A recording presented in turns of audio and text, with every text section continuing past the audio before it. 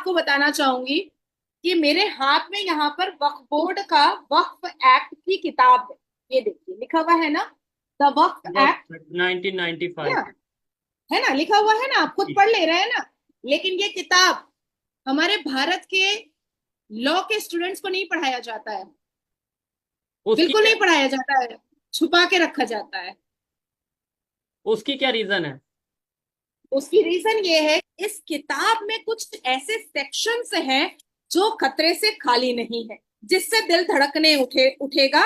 जैसे कि वक्फ बोर्ड अगर आप मेरी संपत्ति को आता है और कहता है कि नाजिया इलाही खान, ये आपकी संपत्ति, हमें पता चली है कि ये वक्फ बोर्ड की संपत्ति है और ये आपका नोटिस है, आपको 3 महीने में ये संपत्ति खाली करनी पड़ेगी, तो मैं कोर्ट, देश के, भारत देश के कोर्ट में नहीं जा सकती। अच्छा। वक्फ बोर्ड का अपना ट्रिब्यूनल कोर्ट होता है और उनका अपना जज होता है, उनके अपने वकील होते हैं और उनका अपना ही दलील होता है। उनके पास एक ब्लूप्रिंट होता है मुगल के जमाने का। उनके पास एक फैमिली ट्री होती है मुगल के जमाने की। उस फैमिली ट्री को वो खोलते हैं और कहते हैं कि अकबर बादशाह यहाँ से गुजरे थे, यहाँ पर उन्होंने घोड़ा रोका था और ये घोड़ा रोकने वाली जो जगह है ना नाजिया जी, ये आपका घर है, इसीलिए अब ये मेरा हो गया, ये वक्फ बोर्ड का हो गया। तो जज भी उनका, जजमेंट भी उनका, ट्रिब्यूनल भी उनका, कोर्ट भी उनका, वकील भी उनका।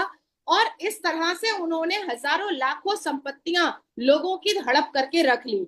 अब कुछ मिसालें मैं आपको दे देना चाहती हूँ जो आपको समझ में आएगा कि मैं गलत नहीं बोल रही। तमिलनाडु, तमिलनाडु का एक किसान था, 2021 की घटना है। तमिलनाडु का एक किसान था जिसने, जो अपने खेत को बेचना चाहता था और वो बेचारा रजिस्ट्रार के पास गया और उसने कहा कि मुझे खेत बेचना है, अपनी बेटी की शादी करनी है। बाद में पता चला कि उसकी संपत्ति को वक्फ बोर्ड ने ले लिया है। ठीक है, उसे तो खुद उन्होंने नहीं कहा पता था। कि हाँ, ये मेरा है। हाँ। ठीक है। अब फिर मैं तमिलनाडु की ही बात बता रही हूँ। तमिलनाडु का एक गांव है, उसमें वो उस पूरे गांव को वक्फ बोर्ड ने कहा कि ये मेरी संपत्ति है। ओ। यहाँ तक के 1500 साल की पुरानी पुरानी एक मंदिर है, उस मंदिर को भी कह डाला कि अरे ये तो पहले मस्जिद थी, हमारे बाबर साहब और अकबर अकबर मुगलों ने इसको इसको मस्जिद बनाया था, आप लोगों ने मंदिर बना दिया। भाई इसका पूरा पेपर है हमारे पास, ये 1500 साल पुरानी मंदिर है, नहीं ये पूरा मेरा है। अब मैं आपको, चलिए ये तो हिंदुओं की बात हो गई, लोग सोचेंगे कि मैं हिंदुओं की सिफारिश कर रही हूँ। हाँ। वक्फ बोर्ड ने मुसलमानों की भी जमीन हड़प की है। अब आप सोचिए, मुसलमानों की जमीन भी हड़प की है। अख्तर अली वर्सेस उत्तर प्रदेश वक्फ बोर्ड, अख्तर अली नाम के आदमी की कई एकड़ की जमीन वक्फ बोर्ड ने हड़प की और उसके बाद फिर अपने ट्रिब्यूनल से, अपने ही कोर्ट से, अपने ही जज से, अपने ही जजमेंट से कह दिया अख्तर अली अब तुम यहां से निकल जाओ, ये जमीन वक्फ बोर्ड की हो गई। अख्तर अली 11 साल इंतजार करने के बाद न्यायपालिका पहुंचा और कहा, उसने चैलेंज किया वक्फ बोर्ड को, मुसलमान होने के बावजूद, कि ये वक्फ बोर्ड ये हड़प करने के लिए बैठा है, ये लैंड माफिया है, ये जिहाद चला रहा है, इसके अलावा कुछ नहीं चला रहा है। फिरोज खान वर्सेस उत्तर प्रदेश वक्फ बोर्ड, फिरोज खान साहब की जमीन, इन्होंने 4 साल लड़ाई लड़ी।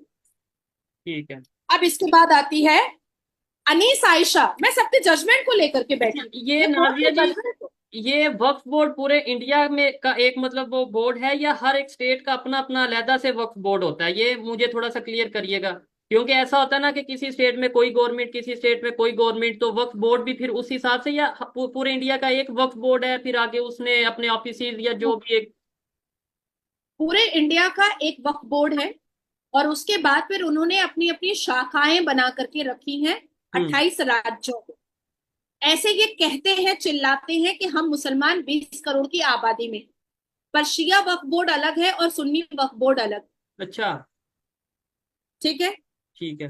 अब इन्होंने सिर्फ हिंदुओं की जमीन या आर्मी की जमीन या रेलवे की जमीन नहीं हड़प की है, इन्होंने मुसलमानों की भी जमीन हड़प की है।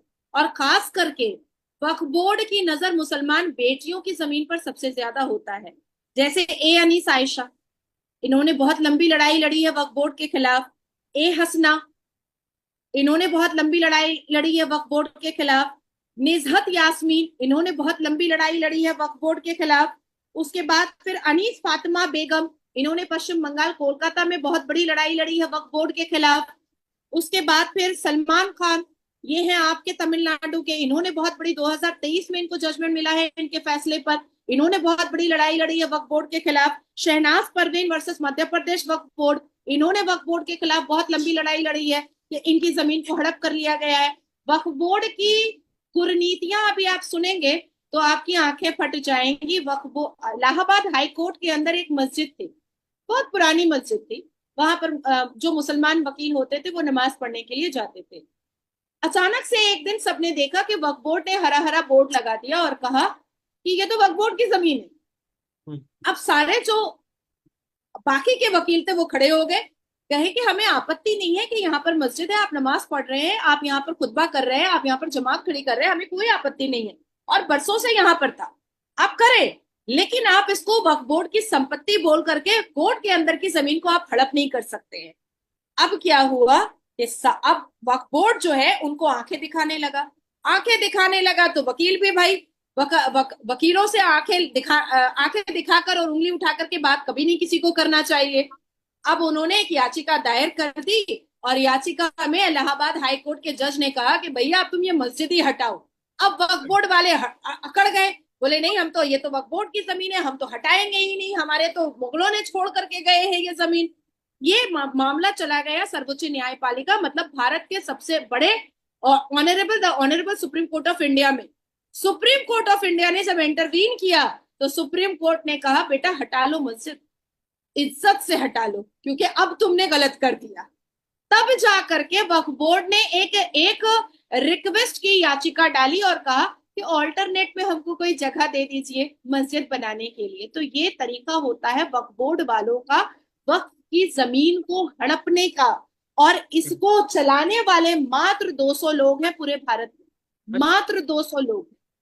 ठीक हो गए, तो वो फिर कितने 2017 में 2017 में, अच्छा ये चीजें क्वेश्चन मार्क और डाउटफुल कब हुई, 2017 में ये वक्फ बोर्ड के जो मेंबर बैठे हुए हैं और चेयर पर जो सब कोई बैठे हुए हैं, इनकी आपस में लड़ाई हो गई थी। आपस में लड़ाई कैसे हुई कि कुछ मुतवल्ली, आप तो समझ रहे हैं मुतवल्ली, लेकिन भारत के व्यूअर्स को समझाने के लिए, मुतवल्ली मतलब मैनेजर, उसने क्या किया था कि मुतवल्ली मैनेजर ने कुछ संपत्तियों को बेच डाला अपने पर्सनल इंटरेस्ट के लिए, अपने पर्सनल फायदे के लिए। कुछ मुतवल्लियों ने वक्फ बोर्ड की संपत्ति में घर बना करके अपनी बेटी को जहेज में दिया। कुछ मुतवल्लियों ने उस वक्फ बोर्ड की संपत्ति को बेच करके अपने बेटे को विदेश भेजा पढ़ाई करवाने के लिए। तो आपस में लड़ाई हुई, और आपस में जब लड़ाई हुई तो ये बात चर्चाएं आम पर आई कि जो वक्फ बोर्ड बनाया गया था कि वो मुसलमानों के सोशल वेलफेयर के लिए काम आएगा, वो वक्फ बोर्ड में 200 लोग अपनी हुक्मरानी रख करके और अपने आप को शहंशाह समझ करके अपनी पर्सनल अय्याशी और अपनी पर्सनल लैविश लाइफ में इस्तेमाल कर रहे हैं। यहाँ तक के शोएब, मैं आपको ये भी बताती चलूं कि वक्फ बोर्ड की कई संपत्ति असदुद्दीन अवैसी ने भी हड़प करके रखी हुई है और उसके भी चीथड़े अब उड़ रहे हैं और वो जवाब नहीं दे पा रहा है। अब आती है बात वक्फ बोर्ड की कि अगर वक्फ बोर्ड ने मुसलमानों के सोशल वेलफेयर के लिए बना था, अगर वक्फ बोर्ड ने सोशल वेलफेयर के लिए काम किया होता तो क्या सच्चर कमीशन की रिपोर्ट के हिसाब से भारत के मुसलमान दलित से पीछे होते शिक्षा में? नहीं हो। मुसलमान आज खुद ही मुसलमान चिल्लाता है ना, मुझसे बातचीत करने से पहले आप लोग क्या सुनते थे कि भारत में मुसलमानों को बहुत अत्याचार किया जा रहा है, उनको खाने को नहीं है, उनको पहनने को नहीं है, उनको रहने को नहीं है।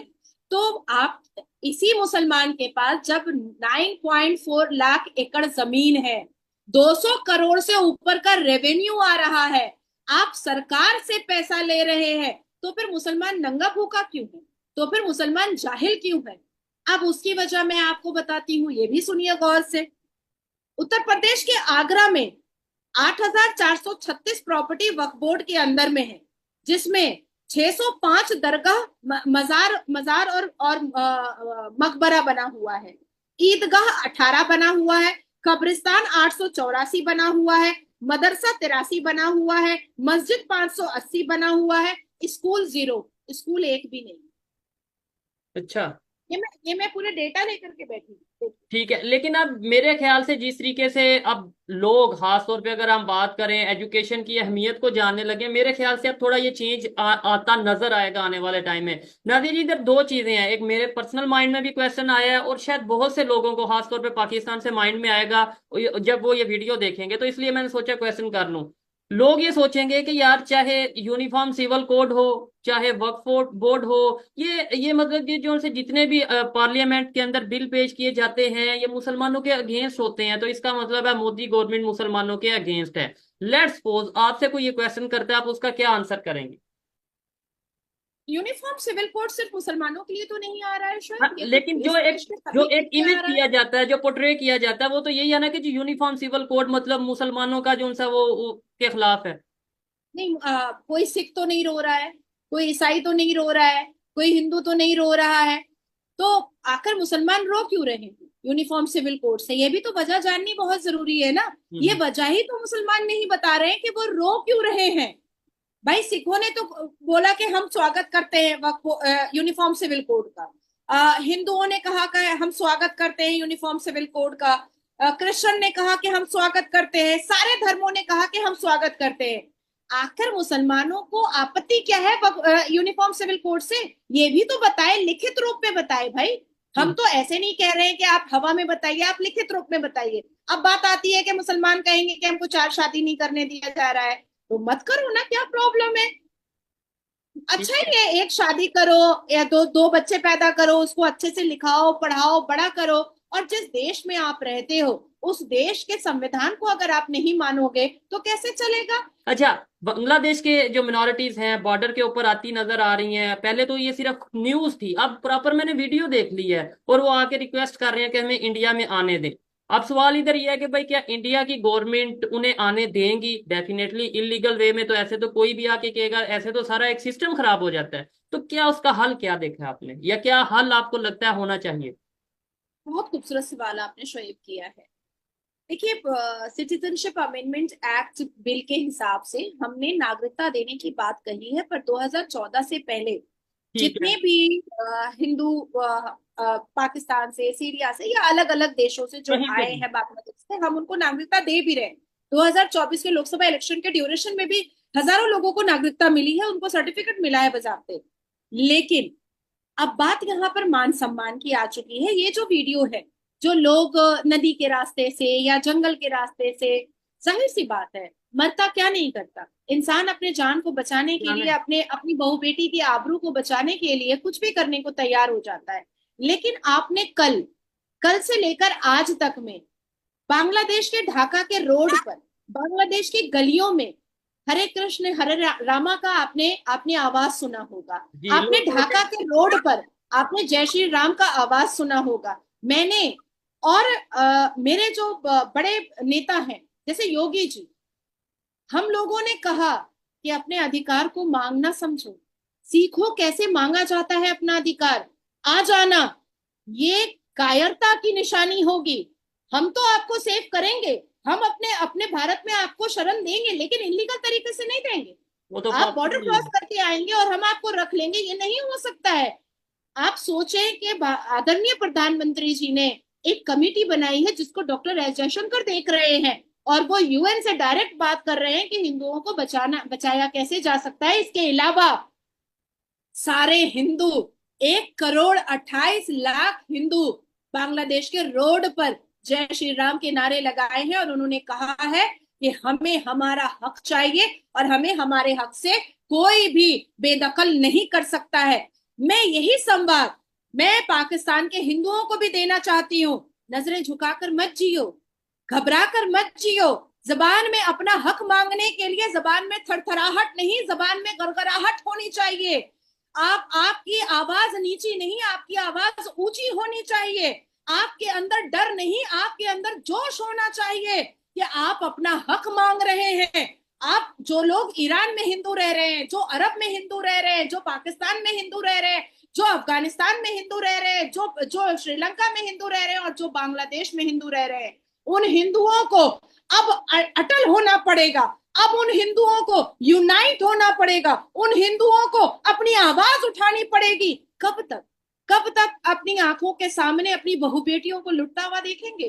कब तक अपनी मंदिरों को, अपने देवी देवताओं को चूर होता हुआ देखेंगे और टूटता हुआ देखेंगे? इसलिए हमने उनको कहा हम आपके साथ, ठीक है। यूएन को हम आपके लिए खड़ा करेंगे और आप खड़े होइए और अपना हक मांगिए। यहां तक के मैंने राष्ट्रपति को चिट्ठी लिखी है और मैंने यूएन को चिट्ठी लिख करके मैंने मेल भी किया है कि बांग्लादेश में हिंदुओं को कोई तकलीफ ना हो, इसके लिए हिंदू देश वहां पर एक अलग एरिया बना करके दिया जाए जिसकी हिफाजत कोई पुलिस ना करे, बल्कि उसकी हिफाजत मिलिट्री और आर्मी करे, और भारत की आर्मी उस बांग्लादेश के हिंदू देश की हिफाजत करेगी। इसकी जिम्मेदारी मैं ले रही हूँ।